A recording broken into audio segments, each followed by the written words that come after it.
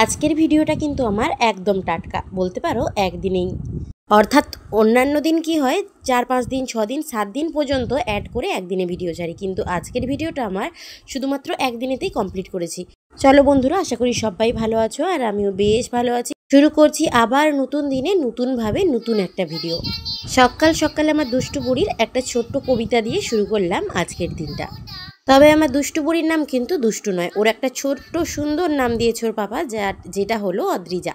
আমি এখানে এটাই বলছিলাম যে আজকের দিনটা কিভাবে কাটাই, চলো তোমাদের সাথে সারাদিন শেয়ার করবো। এরপরে ঠাকুরের সেবা দেবো আর কি, চলো দেখো। আমি এখন ঠাকুরের বাসনগুলো একদম ধুয়ে মুছে পরিষ্কার করে নিয়ে চলে এসেছি, আর আজকে সিংহাসনটা ধুয়ে পরিষ্কার করেছি একদম। হাতটা কিছুটা কাঁটা ফুটে না এত অদ্ভুতভাবে কেটেছে, খুব ভালোভাবে মনের মতো করে পরিষ্কারও করতে পারিনি তেমন। আজ শুনেছি গোপাল ঠাকুরের নতুন পোশাক পরতে হয়, তাই বাপি চট করে গিয়ে পোশাক একটা এনে দিয়েছে ঠাকুরের। আমি এবছর প্রথম গোপাল পুজো করব। সোনাইকে বার্থডেতে গিফট হিসাবে ওর পিসি এই গোপাল ঠাকুরটা দিয়েছিল। ভগবান না চাইতেই আমার কাছে এসেছে নিজে থেকেই কারো না কারোর মাধ্যম দিয়ে। ছোট থেকেই আমি ভীষণভাবে পুজো করতে ভালোবাসতাম, আর আমার বাবা যখন বেঁচে ছিল ছোটোবেলায় আমাদেরকে বিভিন্ন রকম মন্ত্র পুজো পাঠ হালকা বিস্তার শিখিয়ে দিয়ে গিয়েছিল। তবে বিয়ের পর থেকে কি হয়েছে কি জানো তো, মন্দিরে পুজো হয়, সেই কারণের জন্য না বাড়িতে বিশেষভাবে ঠাকুর স্থাপন করেনি আমার শাশুড়ি মা কিংবা শ্বশুরমশাই। সেই কারণের জন্য আমার না সেইভাবে পুজোও করে আসা হয়নি। একটা সময়ের পর খুব গভীরভাবে বুঝলাম যে ভগবানের পুজোটা ঘরের মধ্যে বা নিজে করাটা ভীষণভাবে জরুরি। পুজো করলে একটা দারুণ পজিটিভ এনার্জি পাওয়া যায়, তার সঙ্গে শরীর মন প্রাণ সব কিছু সুন্দর থাকে।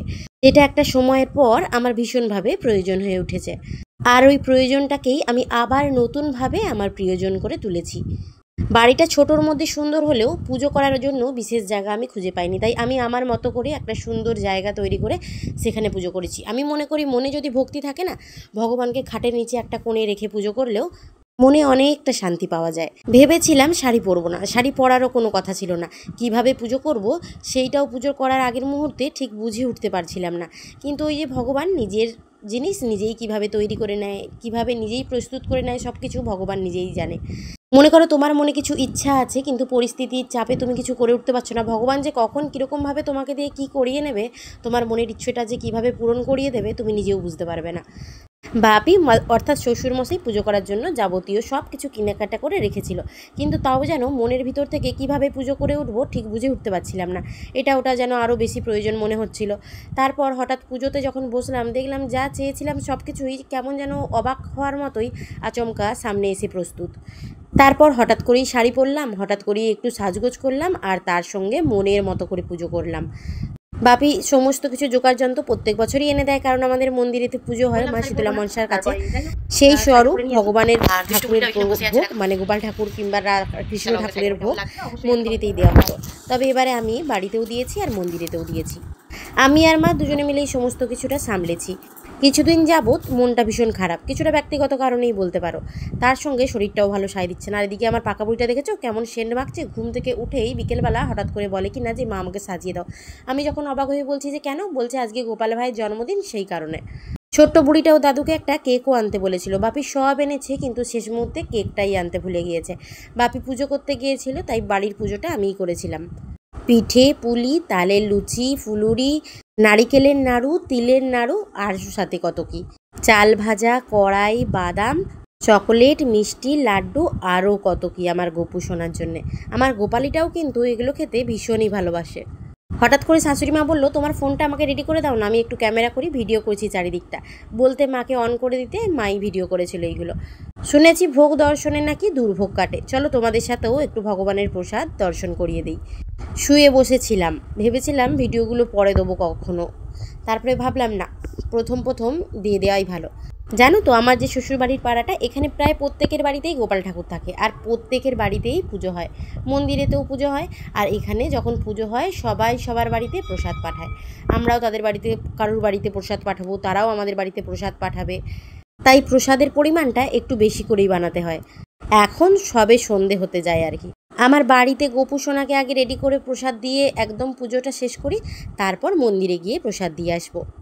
ছোট একটুখানি জায়গা তো, হয়তো বা আমি একাই বসতে পারবো, সেই কারণের জন্য ওপরেই থাকে ঠাকুরটা। আজ একটু নিচে নামিয়ে সুন্দর করে সাজানোর চেষ্টা করেছি, তাও তো দুষ্টু বুড়ি জানোই, যতবার সাজাচ্ছি ও খুলে দিয়ে চলে যাচ্ছে। এরপর আমি বেশি দেরি না করে একদম সন্ধেই বসে পড়েছিলাম পুজো করতে। আমি নিজেও জানতাম না শেষটা এত সুন্দর করে আমি পুজো দিতে পারবো ভগবানকে। আর শাড়ি পরতে জানো তো আমি ভীষণ ভালোবাসি, তবে শাড়ি পরি না কিছু কারণবশত। জানি তোমাদের মনে হচ্ছে যে শাড়ি পরে না তাতেও কোনো কারণ, হ্যাঁ হ্যাঁ ওই আর কি। আবার অন্য দিক থেকে জানো তো শাড়িটা যেন দেখতে কঠিন লাগে, কিন্তু পরলে শাড়িটা কিন্তু নাইটির থেকেও বেশি ভালো বলে আমার মনে হয়। শাড়ি পরতেই যা কঠিন লাগে, শাড়ি পরার পরে ভীষণ ভালো লাগে। আবার অন্যদিকে কি বলতো, নাইটি পরতে সহজ কিন্তু পরার পরে না ভালোই গরম লাগে, যেটা মানুষ না মাইন্ডে নেয় না, তাই বুঝতে পারে না। এখানেও সেম, আমার শাশুড়িমা ধরে দিয়েছিল ক্যামেরাটা আর ভিডিও করেছিলাম। আর ওদিকে দুষ্টু বুড়িগুলো খেলছে কেমন দেখো। অল্প বিস্তার যেটুকু জানতাম মন ভরে পুজো করেছি। আমি তো অনেক বেশি কিছু জানি না, ভগবান সব জানে। যে কার মন কতটা পবিত্রতা থেকে সে কতটা পুজো করছে, তাতে মন্ত্রের প্রয়োজন হয় না। কখনো যদি সেরকম সুযোগ হয় বা সোনাইয়ের পাপাও থাকে, সেই তখন খুব বড় করে খুব জমজমাটি করে ভগবানের পুজো করার আয়োজন করব। সোনাইয়ের পাপাকে ছাড়া তো আমার ভালো করে সাজতেই মন চায় না, সোনাইয়ের পাপা না থাকলে আমার ভালো করে চুলই আজরাতে মন চায় না। তো সেখান থেকে অনুষ্ঠান, পুজো পার্বণ, বিয়েবাড়ি আমার কোনো কিছুতেই না তেমনভাবে মন লাগে না জানো তো। তবে আজ বহু বছর পর খুব মন ভরে পুজো করেছি, ভীষণ ভালো লাগছিল। পুজো শেষের পরে না আমার ভগবানের কাছে কিছুটা সময় চুপ করে বসে থাকতে আমার ভীষণ ভালো লাগে জানো তো। আচ্ছা তোমাদেরও কি তাই? জানো তো এখন বাজে বিকেল প্রায় 4টে। অন্যান্য দিন এই সময় একটু টিভি দেখি কিংবা খবর দেখি। যবে থেকে তিলোত্তমা কাণ্ড হয়েছে নিউজ খুলে রেখেছি, কিন্তু আজ আর ভয়ে টিভি আমি একদম খুলিনি। নবান্নয় যা তোলপাড় হচ্ছে দেখছি, যে এভাবে মানুষ বিদ্রোহ করছে মানে আন্দোলন করছে, সেভাবে রক্ত ডান্ডা ডান্ডি মারামারি এই সমস্ত চোখে দেখাটাও না ভীষণ চাপের হয়ে যায়। আমি এইভাবে অশান্তি ঝগড়াঝাঁটি বা কোনো সিরিয়াল টিভিতেও যদি খারাপ সিন চলে না, হিংসা বা রাগারাগি খুনোখুনি, আমি সেই সিনগুলোকে অ্যাভয়েড করে যাই, দেখতে পারি না, ভালো লাগে না। এমনিতে নিজেদের জীবনে আমাদের সমস্যার শেষ নেই, তারপরে আবার এইগুলো দেখে না ভীষণভাবে মাইন্ডের ভিতরে অ্যাটাক করে। জানি অনেকেই খারাপ বলবে, কিন্তু কি জানো তো আমি অশান্তি বড্ড ভয় পাই। আর বিনা দোষ কিংবা বিনা কারণে এত কিছু ঝামেলার মধ্যে অকারণে জড়িয়ে যাই না সমস্ত কিছু থেকে, মানে সত্যি কথাটাও মুখের উপর মানুষকে বলতেও আমি ভীষণভাবে ভয় পাই। কিন্তু আগে এমনটা ছিলাম না, আমি সত্যি কথা মুখের উপর স্পষ্টভাবে বলতাম, কিন্তু এখন সত্যি কথা স্পষ্ট কথা বলতেও না ভীষণ বুক কেঁপে ওঠে। স্বামী, সংসার, সন্তান, জীবনে অনেকগুলো টান বেড়ে গেছে, তো সেই কারণের জন্য চুপচাপই থাকি, নিজের মতো থাকি। যাই হোক, একটা কথাই বলবো, আর.জি. কর কাণ্ডের বিচার চাই, তিলোত্তমার বিচার চাই। সবাই সুস্থ থেকো, ভালো থেকো, সকলকে ভালো রেখো। দেখা হচ্ছে পরে।